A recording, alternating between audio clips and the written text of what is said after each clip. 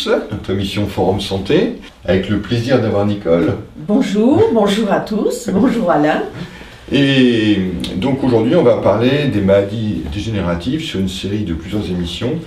Et ces maladies neurodégénératives qui nous empoisonnent la vie et dont on va essayer de mieux percevoir ce que ça implique au quotidien pour nous. Oui, parce que ce sont des maladies qui ne sont pas toujours visibles pour l'entourage, mais malheureusement, il y a des petits signaux qu'on doit pouvoir détecter dans ces maladies-là. Voilà, et ces signaux, c'est à chacun de les repérer. Alors déjà, ça touche des personnes qui sont un peu plus âgées, on le pense. Parfois aussi, ça touche des gens relativement jeunes, auxquels tout d'un coup, on s'étonne de voir des attitudes bizarres et des oublis, mais des oublis qui sont masqués au départ. C'est j'oublie mes clés. Bon, ça, tout le monde oublie ses clés à partir de 50-60 ans. Je suis le premier à le dire, mais qui vont oublier des choses importantes, qui se présentent en disant j'avais rendez-vous, et surtout, qui n'ont pas de la mémoire du récent. Un point est très important, c'est que quand on a quelque chose qui nous touche émotionnellement, par exemple l'arrivée de notre petite fille, par exemple le déjeuner avec notre fils, par exemple une amie avec qui on va sortir, faire des courses. Quand on commence à oublier ça, alors là, il y a un vrai gros problème. C'est-à-dire que quand l'émotionnel sur l'événement est important, normalement on le retient. Oui. Quand on a Alzheimer, on le retient plus. D'accord. Voilà, le moment où il y a de l'émotionnel. Et ça c'est ce qui va faire la différence entre un oubli normal, parce qu'on est submergé et qu'on fait des tris, et un oubli qui devient anormal. Voilà. Ça c'est un exemple. Très concret, j'ai ma fille qui passe, je lui fais la tête, je l'ignore complètement, il n'y a pas d'affect, alors que normalement il devrait y en avoir.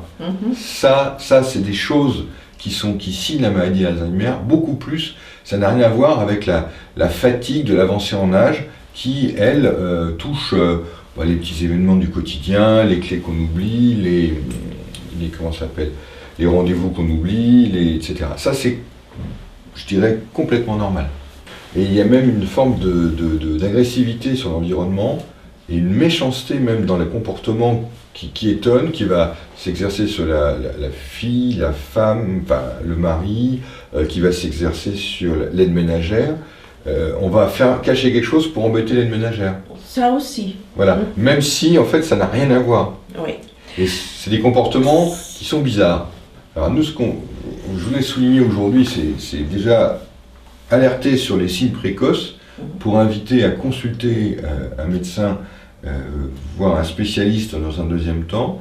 On sait que dans la plupart du temps, les malades d'Alzheimer restent à domicile, sont soutenus par la famille, par les voisins, sont soutenus par les aides ménagères, et il faut très tôt mettre en place un réseau de personnes qui vont venir à domicile, surveiller, passer, contrôler, entourer affectueusement, même si c'est difficile parce que les relations affectives deviennent un peu bizarres. Un peu bizarres, oui. Voilà, il faut le dire.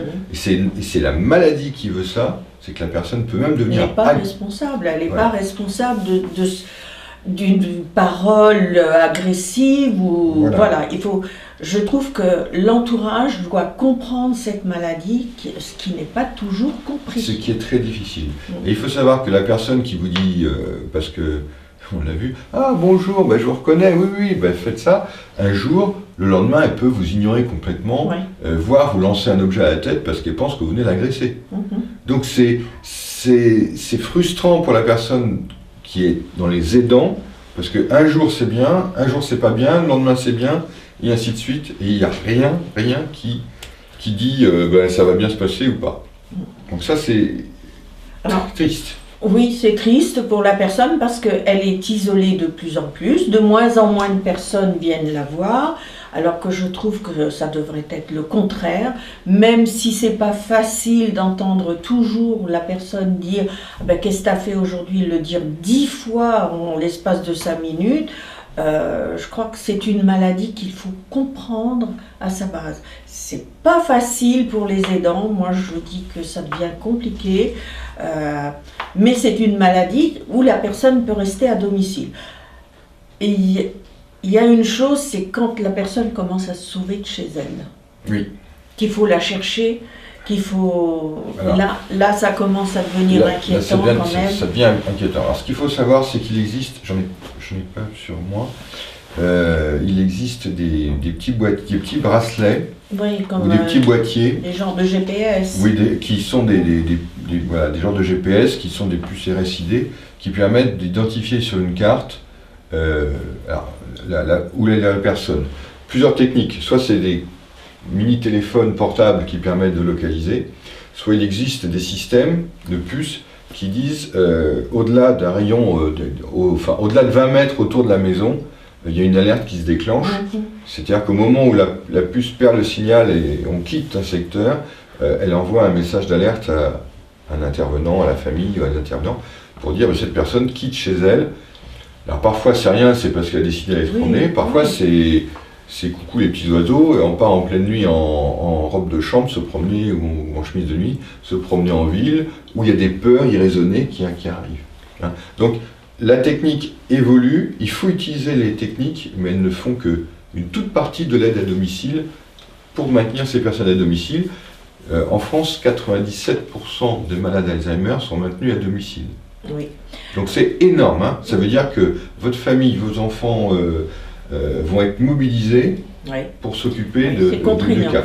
Voilà. C'est contraignant parce que il faut tout gérer, hein, que ce soit les repas, parce qu'arrivé à un certain stade, je m'aperçois qu'elles sont plus capables, elles savent plus faire de la cuisine. Voilà, ou si elles le font n'importe comment. Quoi. Voilà, ça brûle ou ça, voilà, elles sont pas capables. Alors moi j'en connais une dame là dont je m'occupe qui laisse allumer son gaz toute la journée parce qu'elle se rappelle plus comment on allume le gaz, donc elle le laisse allumer tout le temps. Ouais. Donc imaginez le danger. C'est dangereux, oui. Alors moi ce que je conseille très très tôt, c'est d'en parler avec le médecin, très vite de voir les associations d'aide, l'UNA qui fait pour les portages à domicile, de voir très très vite la mairie pour informer de la situation, parce qu'il faut qu'on sache ce qui se passe très tôt pour savoir le degré d'intervention, et de faire évaluer son état par un spécialiste qui dira si oui, sinon elle peut rester à domicile seule ou pas, ou quel degré d'accompagnement, mettre très tôt les aides techniques, les gadgets électroniques qui permettent de localiser les personnes. Et ça, c'est pas, comment dirais-je, c'est pas de la blague. Hein. Donc, on vous parlera, voilà, on va finir sur ce premier éclairage et partage sur la maladie d'Alzheimer, qui est un grand sujet, et on se retrouve sur la suite de nos sujets sur les maladies neurodégénératives très bientôt. Donc, je rappelle que cette émission est écrite et publiée en partenariat avec le magazine Forum Santé, disponible dans vos pharmacies Forum Santé, disponible sur Internet, sur le site, gratuitement, et qui évoque ce sujet. Il y a un bel article qui rappelle bien les fondamentaux de ce qu'est ce type de maladie. À bientôt à tous et à toutes. Au revoir.